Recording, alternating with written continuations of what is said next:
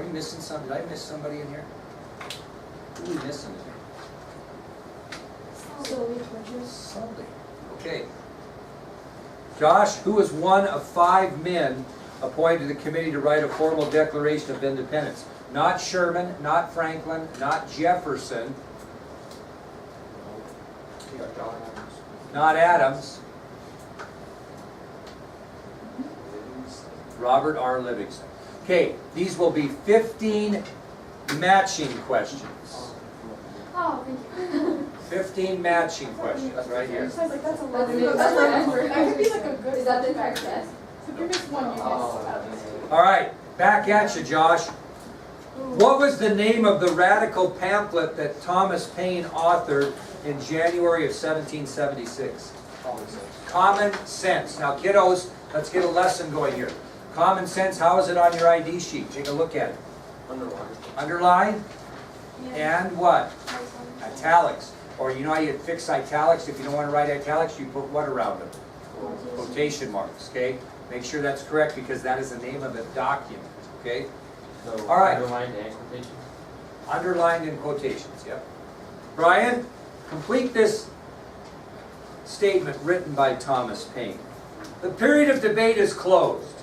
Arms as a last resource, blah, blah, blah, blah, blah. The blood of the slain, the weeping voice of nature cries. 'Tis time to part. Now listen, 'tis time to part. And it's a quote, so it needs to have what? And underline. Okay, just like the ID sheet. Okay? Okay, Ryland.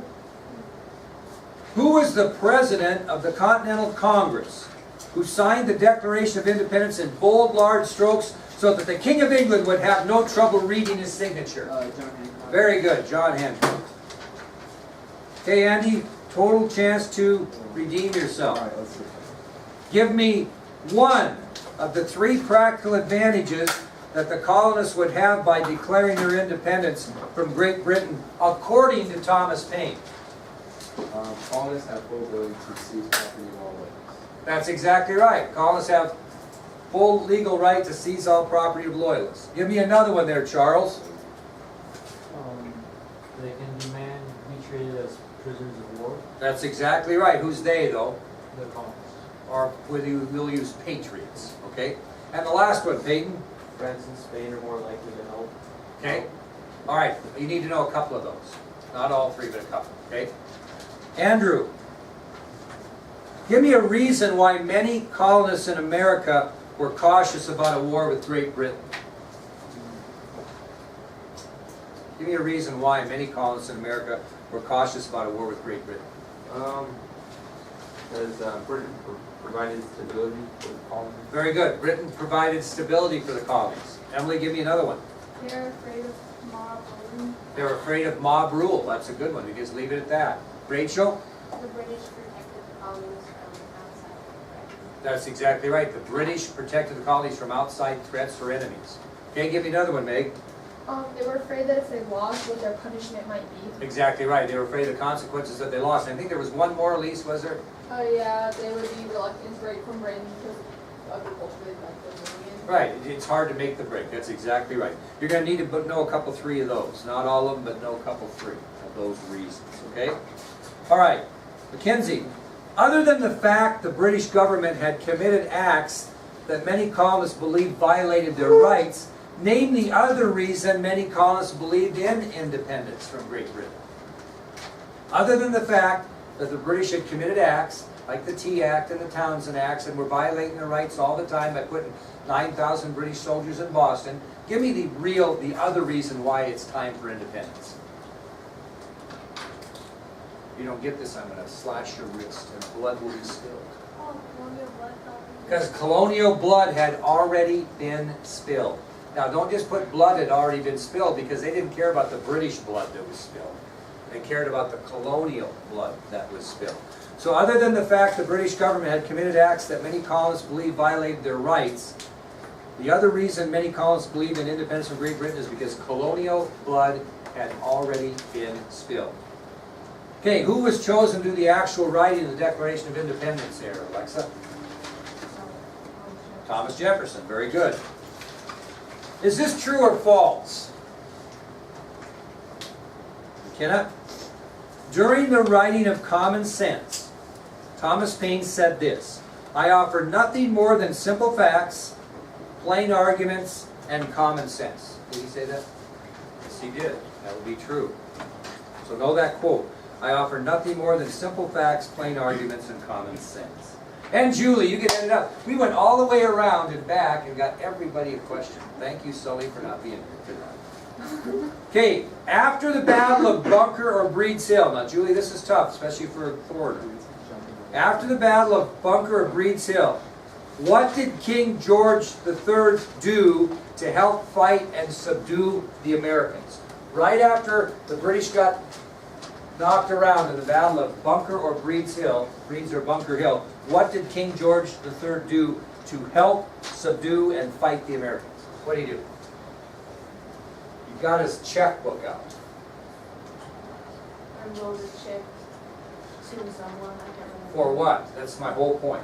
What did he I do? can't remember. What? I'll bet you have it in those notes. Where's the Battle of Bunker Hill? Okay, perfect. We're moving on here.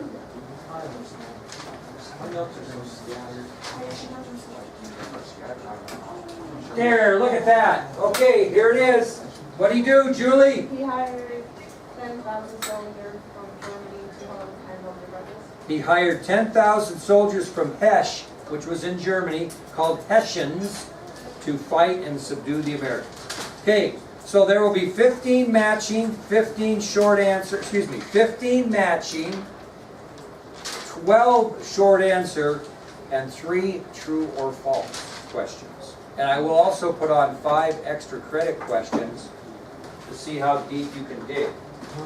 Okay, well, I'm going to give you a quick clue on true or false questions. I only have 3 here, usually we'll have about 10. On true or false questions, you have to remember, and this doesn't always happen, but keep in mind that it's a lot harder for a teacher to write a statement that is false than a statement that is true. And I'm not going to make it true or false because of dates or numbers, okay? Because that just doesn't make any sense. So keep that in mind, although I don't know what this one will be like. I'll give you an example. One year on my basketball officiators test, they ask 100 true or false questions. And I thought, well, you have to have a 70 to pass to be a referee. So I thought, well, I'm going to try something here because I always talk about this. So I answered every single question true. And I got a 73% on the test. Just a point of reference. So it's very difficult. Okay, so any questions on that? Okay, today is the anniversary of 9/11, also known as Patriots Day. And I want to just preface this by saying Patriots Day in a different manner. You probably heard about the terrorist attack during the Boston Massacre, or it was the Boston Massacre, but the Boston Marathon 2 or 3 years ago. Some guy blew up a bomb and hurt a lot of people. If you ever get a chance to watch the movie with Mark Wahlberg called Patriots Day, it is an incredible movie. I feel bad that they had to use profanity so bad in there that I couldn't show it. If I find it on the television version, I'll record it and we'll get a chance to see it. It's that worth it.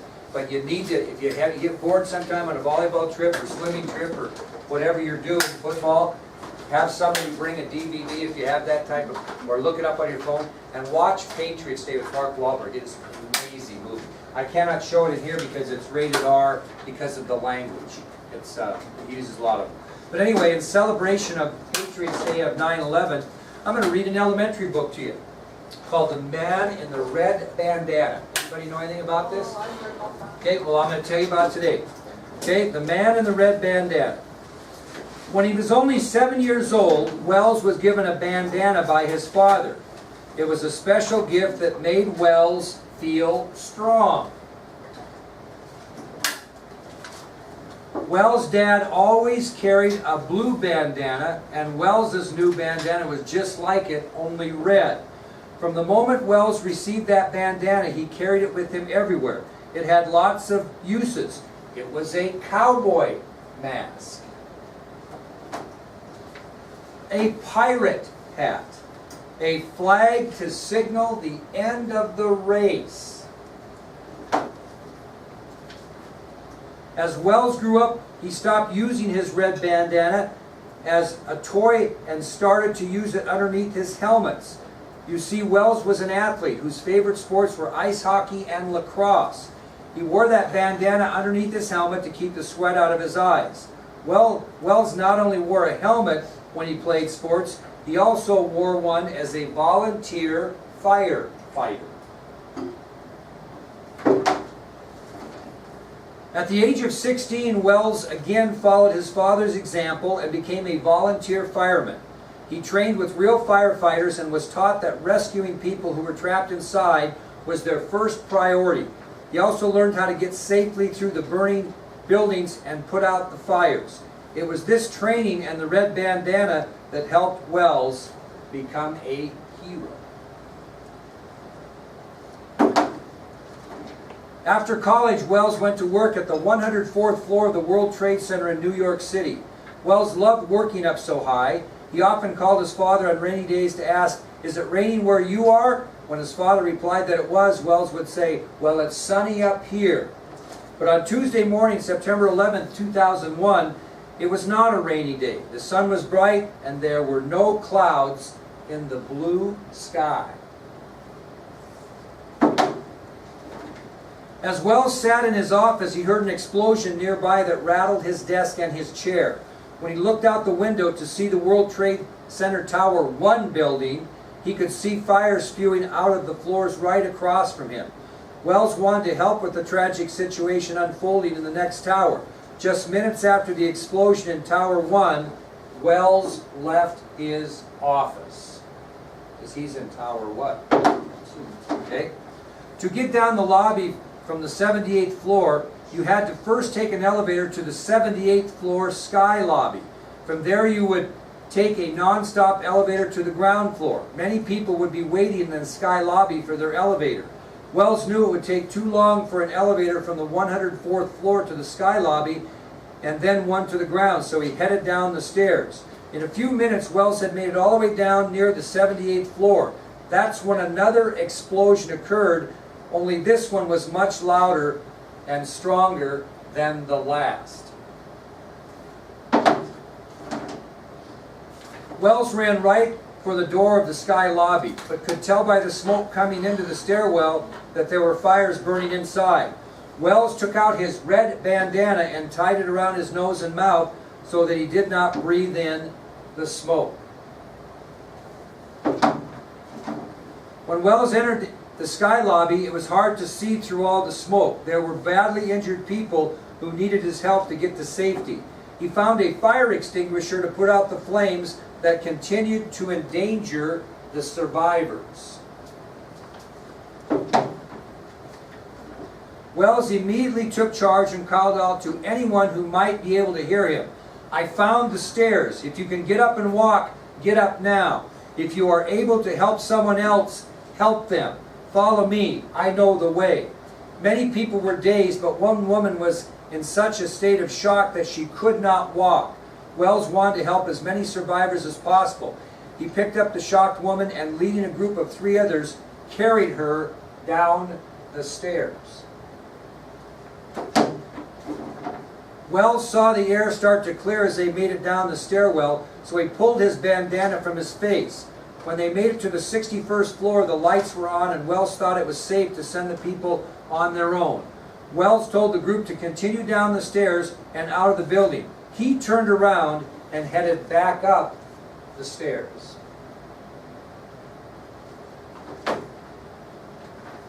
Wells collected another group of survivors and ushered them to the stairs. Again, he led them down to the clean air on the 61st floor and told them to continue on to safety. Once again, Wells went back up the stairs. During his 3rd trip to the sky lobby, Wells found that there were people who were alive but were trapped underneath heavy pieces of metal. He knew that in order to save them, he would need firefighters' tool called the Jaws of Life. Typically used a lot of times to get people out of cars. Wells followed the stairs down to the lobby for his 3rd and final trip. He found the command center where firefighters and police officers were planning the rescue effort. Wells let them know that they would need the Jaws of Life up in the sky lobby. but Wells would not make it back up there. The damage to both the buildings was too severe and they soon collapsed. No one knew what happened to Wells until his mother read a newspaper article months later. In the article, survivors recalled being saved by a man in a red bandana. She said to herself, "There you are, Wells. I have finally found you." And if you read this article, it says, a mysterious man appeared at one point, his mouth and nose covered with a red handkerchief.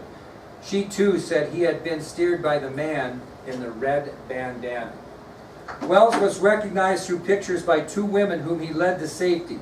They will never forget the bravery and strength that Wells showed on that day. They will never forget the man who saved their lives. They will never forget the man in the red bandana. It's a great story. Just one of many, many stories that happened that day.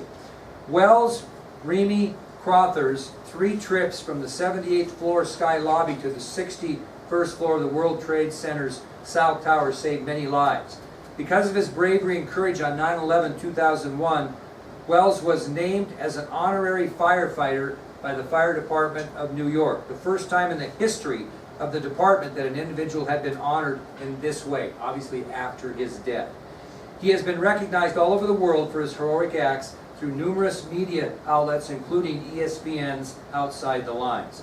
The Wells Remy Crowther Charitable Trust was established in Wells' memory to raise funds for various programs that assist young people to become exemplary adults through education, health, recreation, and character development. A portion of the proceeds from the sale of this book will be donated to the trust. Okay, what do you think? Here's a picture of Wells. Wells received a Bachelor of Arts from Boston College with a dual degree in English and Communication. His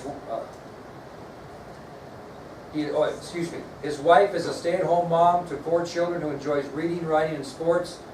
This is her first children's book inspired by the courageous acts of her brother, seen with her above on September 11, 2001. Actually, this is his sister who wrote the book about him. It's a great book, The Man in the Red Bandana. I don't know what you were doing on that fateful day.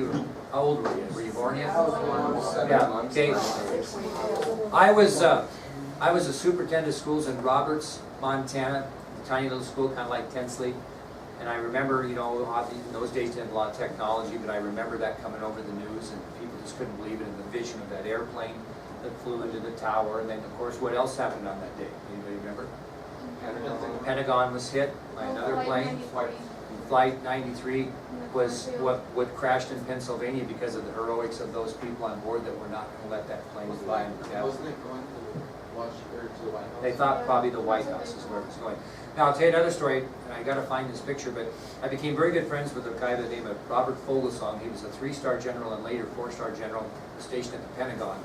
And we rented his house in Red Lodge, Montana when I was a superintendent at Roberts, and he spoke at several of our graduations. He's now retired. But anyway, he, one year when we went to Washington, D.C., it was the year that they had the September 11th, and of course we went there in March or April, I can't remember. I'll have to find some pictures of that and bring it in show you tomorrow. But he took us on site and showed us the construction when they were reconstructing the Pentagon after 9/11, which was kind of a big thing to see. And I've got pictures that I'll try to find those and bring them in and show you tomorrow. Okay, any questions on this lecture notes or quiz? Now, if you could, friends of Sully, make sure she gets the video. Sully, how you doing? We got some other kids that are going to be gone 5th period for student council, so we got to make sure we're ready to go. We will meet out in the Commons tomorrow, and we'll just do our regular thing. This is 30 points, 30 answers. They'll be worth 3 points apiece again, so this test will be worth 90, and then we'll be moving into what? The Revolutionary. Okay, all right. We're good to go, kiddos. Those, yes.